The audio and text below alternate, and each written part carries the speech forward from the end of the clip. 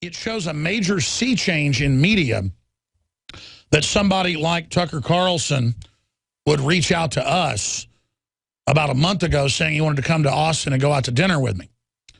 And then I said, hey, forget dinner. Why don't you come into the studio and we'll have a debate about a couple things in studio. We've got him on tape freaking out when he saw Building 7 in there on the screen in the TV studio. So this is a big way to reach out to people and a big way to expand the libertarian movement. And we talk about how the libertarians are taking over the Republican Party, how the Republican Party is trying to block that. I mean, we're talking about real solutions here. Obviously, folks, there is just so much news that's up on Infowars.com and PrisonPlanet.com. And I got ready for the radio show at about 7 a.m. at my house today. But then I don't usually do an interview right before my own show, so I kind of got blindsided by it today, having him on during the first hour. But there is so much news we're going to be covering. But what I want to do is I want to open the phones up to get your take on any of the big issues that are out there. As we learn that Obamacare, the IRS announced, as you know, on Monday, that indeed on their own website they will be taking money out of your bank account. They will be tracking you in the tax return with penalties and interest if you don't, A, get insurance, or B, pay the $5,000 fee. To me, that's bombshell news of the bombshell news. So I covered that Sunday. I covered that on Monday. Here we are on Friday. I'm back covering it. That's basically all I think about what upsets me the most. Why isn't there a move to repeal Obamacare going on here? You got massive layoffs happening. You've got it hurting businesses everywhere. You've got it getting rid of people with pre-existing conditions. You've got it doubling, tripling, quadrupling prices. It is such a nightmare. And if they can get away with that, they can get away with anything. And I'm seeing it hurt people I know. If this thing still keeps going through, we already pay people pretty good around here. I mean, I pay them more than most people in media at their level. And folks, when you get, quote, health care, you end up paying for at least half of it. And there's some pools out there and things, but a lot of my crew already have their health care. Or they're being kicked off of what they had and it's going up. And it's going to be really hard to keep the number of people we've got and to keep folks at the hours they are. There's a big temptation to cut people and cut their hours so that you can have more people and not have to pay for the health care. Which should be one thing if the health care was $12,000, $15,000 a year, like it was on average just last year. We're looking at $25,000, $30,000 for people a year. I mean, that's half of what some of them get paid or more. So if you're, quote, in business, and I'm not in business, I'm in media, but I have to fund myself, so I am in business. Most people in media don't have to do that. Most of the talk show hosts and radio hosts, they just have managers and handlers, and they just get a paycheck and go play golf all day. And I'm not knocking that. I'm in here in the guts of the operation from mail order in 1997 at my house, shipping out, my first film to fund my operation. So I know what this is doing to the economy. I know what it's doing to our listeners. And it is the most monumental financial screw job tax I've ever seen. So I want your take on that. This story out of the Washington Post, I don't even want to show it again on TV, but it is the Al-Qaeda brigade, and that is the Al-Qaeda Wahhabist flag. Syrian extremists amputate man's hand and live tweet it. And you can see, at least on my screen, for some reason it doesn't show up on your screen, you can see in the Islamic writing and the flag, that is a Wahhabist out of Saudi Arabian group. And they're saying they're even more hardcore than Al-Qaeda. So that's their new distraction, to say, well, it's not really Al-Qaeda, it's worse than that. The extremist Syrian group, deemed too radical even for Al-Qaeda, performed what may have been a Twitter first Friday, live tweeting the amputation of a hand. The amputation took place in a remote rural town of Maskana, am I saying that right? In the northern province of Aleppo, according to a series of tweets posted by the account by a supporter of the extremist Islamic State of Iraq and Syria. That's the Wahhabist group taking over. The first showed a photograph of a blindfolded man having his arm positioned on a table by fighters as a masked man wielding a sword waits nearby. Another man wearing a white robe of the kind favored by Arab Gulf countries well, I mean, come on, Washington Post. Those are Wahhabist flags behind them. Is reading a statement, a caption states that the blindfolded man is a thief who was asked to have his hand cut off in order to cleanse his sins. A second photographer is taken to the sword, is about to strike the hand while a burly fighter restrains the victim. A third picture posted an hour later shows the man with his hand chopped off, and there's video of it. And this gets everybody upset. What about throwing Christian, Orthodox, and Catholics, priests, off of 5-story buildings? What about blowing up churches, hundreds of them? They blew up hundreds on Christmas week last year. What about just total siege with the West funding it and giving al-Qaeda so much money they've now poured back into Iraq and taken over Fallujah? This is a total destabilization campaign, and it is outrageous. Then meanwhile, I'm no fan of what the Russians are doing. I don't romanticize what the Russians are doing. But it is the State Department. It is George Soros. It is John McCain, the same guy going over and meeting with al-Qaeda. They're running around now saying that, you know, you're basically a traitor if you're not for the freedom fighters in Ukraine, who are well-known actual neo-Nazis, you know, that do the Heil Hitler salute. We have photos of it. Major ministers doing Heil Hitler salutes, showing blonde-haired, blue-eyed God people firing lightning bolts out of their hands. That's up on Infowars.com in Paul Watson's article, U.S.-backed neo-Nazi party given key roles in Ukrainian government. And it shows McCain meeting with the very neo-Nazi leaders who we have photos of doing the Hitler salute, again, with Emperor Palpatine firing power beams out of their hands. I mean, the Nazis they had red curtains like these folks, but actual power beams? I mean, can you guys pull up Emperor Palpatine firing power beams, please? I mean, let me say this. Politicians probably aren't good if their symbol is a blonde-haired, blue-eyed woman firing electricity out of her fingers. I mean, that probably shows these are crazed individuals. So there's Emperor Palpatine, I guess the leader of the Ukrainian right, you could call them. And if we go back to my computer, Paul Watson's article, we have the leader, U.S.-backed leader. How do you pronounce that guy's name? Ole Tyashambach. I can't pronounce these folks' names. I just have him highlight Tiambach. And it says the confirmation that a U.S.-backed neo-Nazi party has been handed key positions within the newly formed Ukrainian government illustrates the fact that the Euro-Maidan uprising was a contrived coup d'etat and has little to do with freedom and democracy. Back in December, around the same time, the top U.S. diplomat, Victoria Nuland, announced the United States had invested $5 billion to help Ukrainians achieve a new form of government. Senator John McCain, with the party leader, how do you pronounce it? Ole Tyashambach, shared the stage, I've seen them all over the news, with him at the event during which McCain gave the United States blessing for the opposition revolt. The State Department is financing. And again, folks, what's crazy is they're going to open the borders up, let the EU come in and suck them dry and actually bring in all these foreigners, which will be anti-Ukrainian. But the public who's sick of foreigners will actually then go vote for a Nazi party, even though they will sell them out as well. And you got George Soros, the Nazi collaborator, involved. I mean, this is too rich, folks.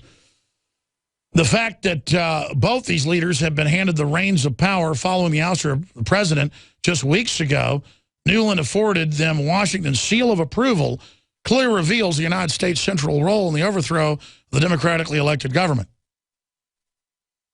He has a history of a banker, makes him the perfect candidate to assume the role of technocrat, selling Ukraine into the IMF debt strategy. However, the Svoboda Party rise to prominence is even more chilling, given the organization's clear links to extremist groups and anti-Semitism. And it shows the top diplomat, Victoria Nuland, meeting with him. And here he is, the Nazi leader. And then down here he is giving the Nazi salute with electricity beams firing out. This, ladies and gentlemen, is very, very interesting. Sieg Heil, U.S.-backed leader, Ole, how do you say it again? Tyashambach? I hope Tyashambach. Ole Tyashambach. Man, I got to see more of this party's artwork. Like, I mean, I got to tell you, I got to hand it to them. I've never seen anybody come up with that where they're firing electricity beams. But I guess Palpatine's are blue, white. Theirs are gold power beam. So what does that mean? Maybe he got in a time machine, went to the future? No, it was a long time ago in a galaxy far, far away. So maybe he's the trillionth grandson of Emperor Palpatine, and this is actually a Sith uprising. But I'm telling you, this goes with the globalists, how they fund Mecha and La Raza, the Hispanic supremacist groups. They'll fund the white supremacist groups. They'll fund Al-Qaeda.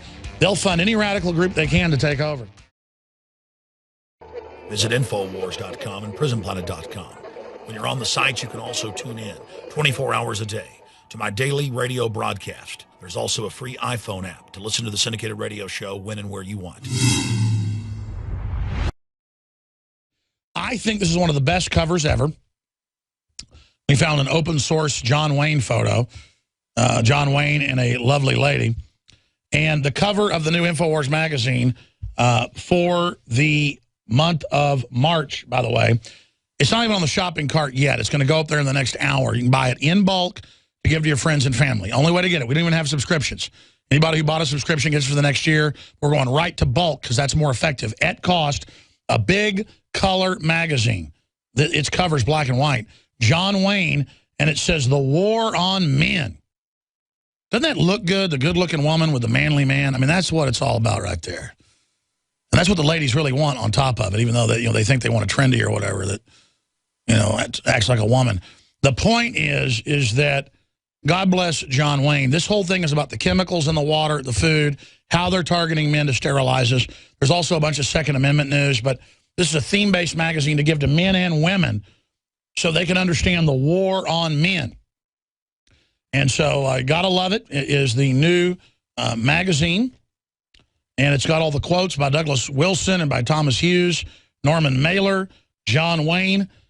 I won't be wronged, I won't be insulted, and I won't be laid a hand on. I don't do these things to other people, and I require the same from them. Here's another one by Douglas Wilson. We live in a feminist and effeminate culture. Because of this, at best, as a people, we are uneasy with masculinity. And with increasing regularity, whenever it manages to appear somehow, we call for someone to do something about it. And the quotes just go on. Masculinity is not something given to you, but something you gain. And you gain it by winning small battles with honor. That's right. They don't want masculinity because men won't put up with being slaves. Men won't put up with being pushed around. Men like to operate, real men, with other men that are honorable and have proven themselves worthy in good society. They want a bunch of scallywag, backstabbing rats that think being a male, the new masculinity that MTV puts out is a thug. A stupid gangster thug that cheats people and is arrogant to everyone and disregards everyone. That's the opposite of a man. That's a thug. Then women think, I don't want a thug, I want an effeminate lapdog male, so the media pushes that, but then that doesn't satisfy women. Women, what you want is a real man. And, of course, all the studies actually show that. That's what women want, is they want a man. And, sorry, trendies, if you don't like it, but that's why there's a war on masculinity, and this issue of the magazine Expose It. Expose It, can't even talk now. U.S. Postal Service giant ammo purchase, new update on that is in the article. DHS gun owners are seen as a bio threat. Bloomberg plans to disarm Americans. An integrated investigative report about his latest plans leaked on that. We've got the updates on the Duck Dynasty controversy. Many people are renouncing their citizenship. That's expanding. We have an updated report on that. Will no one challenge Obama's dictatorship? School shooting expert threatened. We got an update on that. On how the retired state police officer has really found the evidence that it was staged. Ron Paul launches a clemency petition, BPA, and here's the articles on men. BPA lowering sperm counts, and we tie the articles in together. We continue with GMOs hinder animal reproduction in animals as well as humans. Processed food lowers IQ in children. And then we just go through, kill more babies to save the earth. And we've got 297 scientists sign a statement saying GMOs are not safe. Study finds BPA changes your brain. And then we've got the war on men that Watson wrote last week, expanded, that Drudge and others carried, 10 ways masculinity is under attack. And again, the reason we have this is there's so much digital media now, and we've dominated digital media, but a lot of people disregard digital media now to a great extent. But you give them a big glossy color magazine that you can get for like $1 a piece in bulk.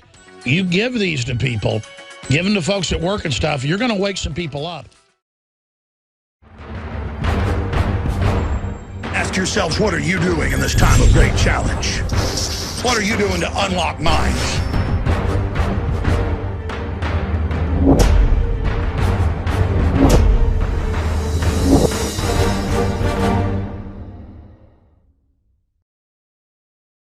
And the police worldwide are attempting to get governments to pass laws to make you hook your surveillance cameras into their network. And again, my issue with that is you can't trust the state in the final equation.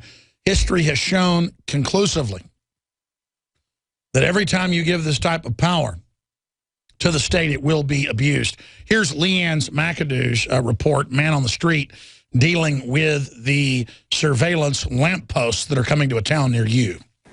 New LED lights greeting the passengers at a Newark, New Jersey airport are doing a little more than just lighting the way. They're spying on travelers before they even get to the security checkpoints. The lights are fitted with computer chips, cameras, sensors, and Wi-Fi antennas. They collect data that can help detect suspicious activity or aid in police investigations. We reported on these spying streetlights in 2011 when Illuminating Concepts promoted the capability of IntelliStreet lights, which include energy conservation, homeland security, public safety, traffic control, advertising, and video surveillance. Using streetlights as surveillance tools has already been advanced by several European countries. Leaked documents out of the UK Home Office revealed that the British authorities were working on proposals to fit lampposts with cameras that would X-ray passers-by and undress them in order to trap terror suspects. And it isn't just for street surveillance. These LED lights are also offering an alternative to Wi-Fi for your home and office. German physicist Harald Haas has come up with a data through illumination LED light bulb, where data for laptops, smartphones, and tablets is transmitted through the light in a room. Here's a patent for LED light broadband over the power line communication system. Now, considering the assignee is the Federal Law Enforcement Development Services, I doubt the end game is just upping your city's bandwidth. City offices in Minnesota installed these ceiling lights in 2010 to save money on electricity thanks to the energy efficiency of the LEDs, but the lights also transmit coded messages with the desks below, which will allow data to be transmitted over the internet Wi-Fi style. Now, while the Fourth Amendment affirms the right of the people to be secure in their homes against unlawful searches and seizures, people might be unwittingly bringing these spy devices right into their homes under the guise of efficiency. Seemingly innocuous electrical appliances such as rice cookers and refrigerators are now being manufactured with Google's Android operating system and an internet connection. Of course, the suggestion is that these technological leaps are a good thing, but Google long ago announced its plans to direct targeted advertising through technological devices by using the ambient background noise of a person's environment to spy on their activities. The search engine giant filed a petition for advertising based on environmental conditions and describes using temperature, humidity, light, and air composition to produce targeted adverts. Google recently purchased smart thermostat maker Nest for more than $3 billion. Nest takes over the heating and cooling system of a person's home to direct energy consumption. Well, now the thermostats will be enhanced by Google to connect with the web. Google has made no secret about literally wanting to control your home, so now they're just making sure all of your appliances are equipped with this surveillance technology when they're ready to launch. Everything from Xbox to Verizon TV boxes have this technology that enables industries to peer right into your home and analyze your actions, conversations, and relationships. The terms of service for Xbox Live warn that a user should not expect any level of privacy concerning use of the live communication features, and to the maximum extent permitted by law, they may monitor your communications and disclose information about you. The most disturbing and worrisome Big Brother gossip is not that Xbox maker Microsoft was involved in the NSA Prism scandal or that the console sits listening 24/7 for voice commands. No, the most startling revelation is Kinect's ability to map your shape in high def. The new Xbox One can see your penis. Now, these are just several ways that the government has already tapped into your home, but I haven't even touched on the smartest device that you own. Your phone comes equipped with a microphone, camera, and tracking device that gives the NSA backdoor access to everything you do and who you're doing it with. But no, I'm not talking about your phone. I've just been talking about light bulbs and thermostats. It should be abundantly clear by now that this has nothing to do with energy efficiency and innovation. This is about a well-planned, well-orchestrated agenda for the complete transformation of America.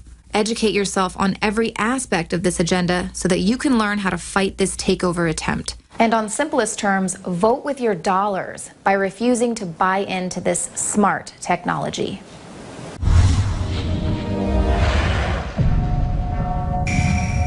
Leanne titled that street surveillance. She did another report with a man on the street asking folks about that because they're putting them in Austin. We'll air that report coming up after we take some phone calls if we have time.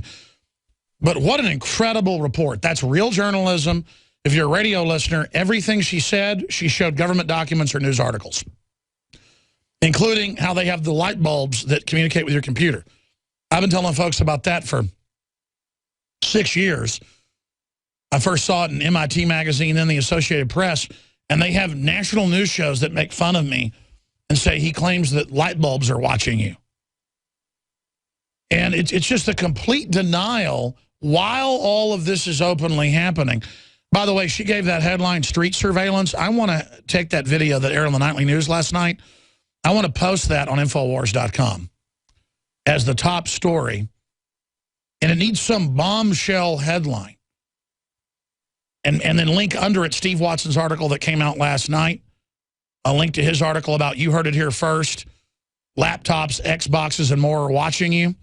We need to have her video and then that article under it. Some of our best stuff breaks in the evening, and a third the people read stuff in the evening and at night. They read it in the morning and during the day. And it's frustrating because I want to societally turn this back. I mean, that's so horrible what you just heard and so over the chart. I don't even know the headline to come up with that's bad enough to describe what we just saw. Total, special report. America 1,000 times worse than 1984? I don't know. Naked body scanners on the streets. 1,000 times worse than 1984. I mean, that's the problem. When you're faced with sensational developments and these companies spying on everything you do illegally, outside of law, using the data to corner the market, to surveil you, to cheat you. They use customer databases to charge you more online. They know if you have more money or a surfing history. So when you go online, suddenly the prices are higher because they know your algorithm and what you'll pay. Amazon can ship your package before you order it with 100% certainty. That's mind control, folks. That's mapping the human brain. Every culture knew a 1984 scenario was bad. This is now beyond that. Toll-free number to join us. I want to hear from you on all these subjects. The subjects of Obamacare and how bad it really is now. The subject of the scanners on the streets. You are watching the best of the Alex Jones Show, weekdays from 11 a.m. to 2 p.m. Central. Watch live at Infowars.com/show or become a member of InfoWarsNews.com and help us take resistance to the next level.